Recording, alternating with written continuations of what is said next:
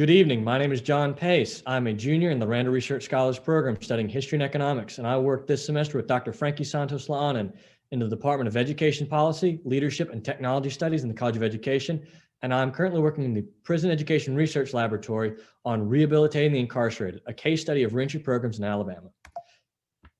Now, this project was centered around the Alabama prison system and the numerous reports put out by the Department of Justice concerning the various issues that have been coming out of the Alabama prison system.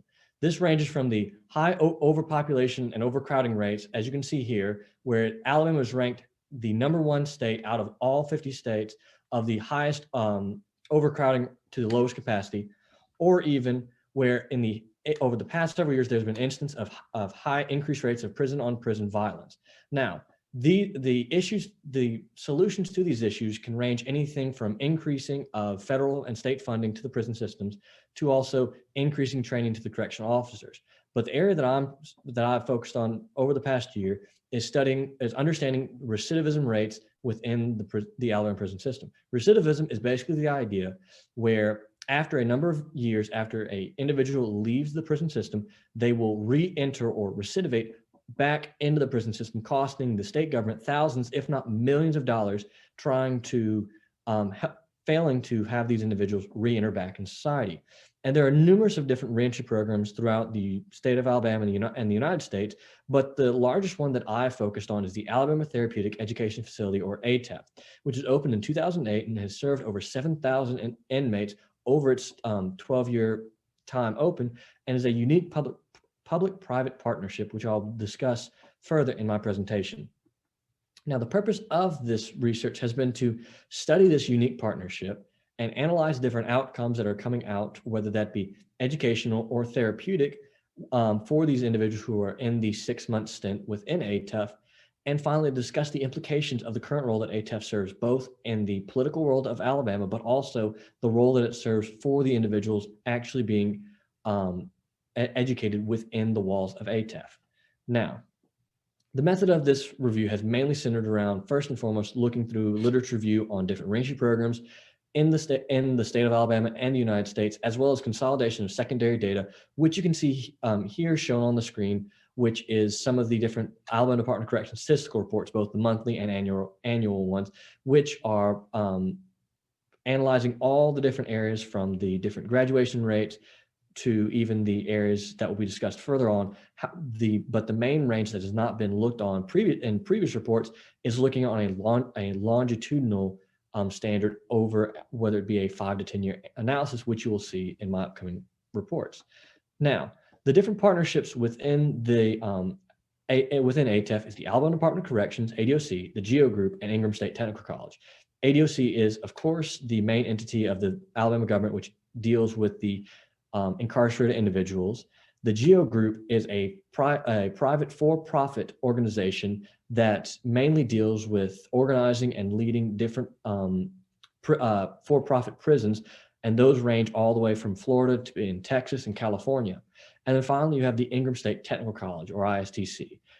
ISTC is a unique community college within the Alabama community college system that is as what we've known so far within our studies, is the only one of its kind in the nation where it has been created purely to educate only incarcerated individuals. And this is based outside of Montgomery, Alabama. Now, and as you can see here, this is one of the roles that ISTC serves, where they are providing the training for these individuals. And that was really what we're trying to understand, where ADOC is handling different individuals entering into ATEF, the GEO Group is staffing and constructed ATEF, and then Ingram State, as you can see here, is providing the various different training programs. Now, the first thing that we've been looking over the past year is the different population rates, which you can see right here, of the increase and decrease of number of enrollees and the number of withdrawals. Now, the max capacity of ATEF is 722, where it has a 1:6 male to female ratio, or female to male ratio. But you can see that over the time period of ATEF, it exceeds that max capacity drastically, which is due to the fact that ATEF is a 6-month stint for these individuals. And within this reentry program, it has a both pre and ATEF community, where the pre is mainly focused on the therapeutic nature, which is going to be discussed in the upcoming areas. But really what we wanted to understand looking at this is that the enrollees and the graduates as it's moved over the past 10 years of existence is that they've wanted to shift the enrollees downwards to make sure as many of these individuals are graduating and the level of withdrawal is as low as possible. Now, what we've also been looking at too recently is the therapeutic outcomes. You can see here that this is the report of therapeutic data over the past 5 years. And these range are heavily into the behavioral issues, whether that is ranging from drug rehabilitation or interpersonal relationships. And as you can see here, these are some of the 4 different therapeutic being put out by ATEF. This ranges from anger management, domestic violence, meth matrix or AS, and then ASAP, which is substance abuse program. And these are a variety of different ones, from self-help groups to group counseling, to even have a specific case manager for each incarcerated individual. But you can see here is that it changes drastically each month to month, but that's because ATEP tries to make sure that each of these targeted interventions are individualized to each person. So for example, say in the month of July in 2018, there was not a high amount of individuals who needed a substance abuse program compared to recently in the past several, and the month of July 2020, is that there was a high need for substance abuse programs, but that's due to the unique nature of ATEF and an individualized approach. Now, the next outcome that we've been looking at is the educational outcome. This, of course, is in the post-therapeutic phase, where you first go through the therapeutic phase if you need some sort of drug rehabilitation, then you enter into the educational outcomes. Now, when most people think of prison education, they often think of GEDs. And that makes sense because in many cases, these individuals are entering into the prison system with between a 6th to 10th grade education level, but as you can see in this graph and right to the right, is that over the past 5 years, there's been a very, very, very low rate of GED attainment. But instead, you're seeing that it's the vocational certifications, which those are the ones being taught by the ISTC within ATEF. Now, those can range anything from HVAC, heating and air conditioning, plumbing, carpentry, or even forklift driving. But the most important thing you can see is that in many cases, they are ranging for the individuals who were there for a month, say for 70 in the month of September 2018, but that they would have over 100 different vocational certifications leaving this institution. But that shows their stackable credentials, where these individuals cannot just leave with one, but in often cases, 1, 2, 3, or even 4 sometimes, which really allows them to set themselves apart when re-entering back into society.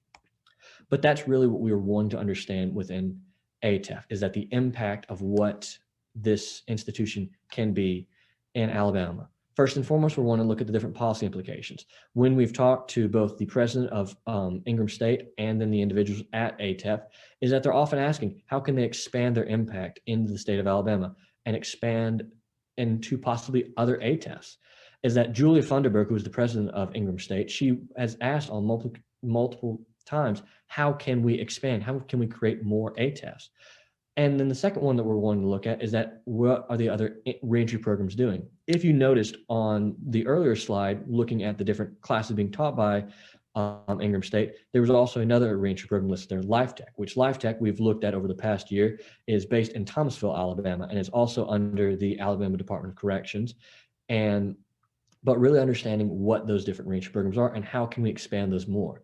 Because at the end of the day, these individuals, as you can see here, are not just incarcerated individuals, but they're just like you have students, and they're trying to learn and better themselves so they can re-enter back in society and they do not become into a cyclical nature of the prison system. But that moves into our next step. And right now, the Pearl Lab, we have a variety of different steps that we're looking to. First and foremost, we've currently created and waiting to initiate the ISTC mixed method study, which is where we're going to enter into Ingram State Technical College and conduct a longitudinal study and see how these individuals, not just when they leave Ingram State, but how they are succeeding post release. As well as I'm currently going through an IRB approval rate for ATEF, as well as going through a writing of a publication that we hope to submit in the spring towards several correctional journals. But we also hope that this IRB will have where we can interview a variety of different faculty members, the GEO group, as well as individuals at JF Ingram State, which you can see right here is that this is just one of the many charts that we're looking at hopefully implementing and looking towards. But with that, I would like to open it up to questions and thank Dr. Lannan for the work that he's helped me conduct so far. John, on slide 10, you're conducting a number of interviews with different stakeholder groups. What's the overall focus of those interviews? Yeah, so right here is that it's a variety of different ones. So for example, with legislatures, we want to understand why their decisions are to either support or in many cases not really support any situations of expanding there. There's been very little push at all towards creating other reentry programs in this state. So we're wanting to understand their goals right there. But in the other case, we want to understand why the GEO group is kind of working with these individuals. This is a very unique program, ATEF is. And so why have they only created this one? Have they worked in other areas to create and maybe say, for example, other states, Florida or California or Texas, where they're located? To even, looking and even interviewing the students as the first bullet point, because we want to understand not just the goals of the people who are leading this, but also the students itself, because why are they entering into this? Is it just purely to set themselves apart when entering into the job force? And so we want to purely get that knowledge because right now we do not know that. How has COVID-19 affected the education reentry programs? Yeah, so as you can see right here, is that this is a COVID-19 update put out by ADOC. And so currently right now, the Alabama Department of Corrections has been ranked as the 9th worst Department of Corrections for COVID-19 deaths recently. And that's a staggering report. But also what is affecting even more is that at Ingram State Technical College, currently they're not allowing any inmates into that facility, of course, due to COVID concerns and not being able to properly provide safety for these individuals. But when you can look right here is that you can see in 2020 for the last couple of bullets is that there's a huge increase in the therapeutic and the nature of it. However, there's been zero educational output put out for these individuals, but that's directly due to the fact that Ingram State has not been able to be active and be able to come into ATEF to work with these individuals. But you can see with the therapeutic nature is that ATEF is still functioning for these individuals and has actually been increased drastically in the therapeutic nature.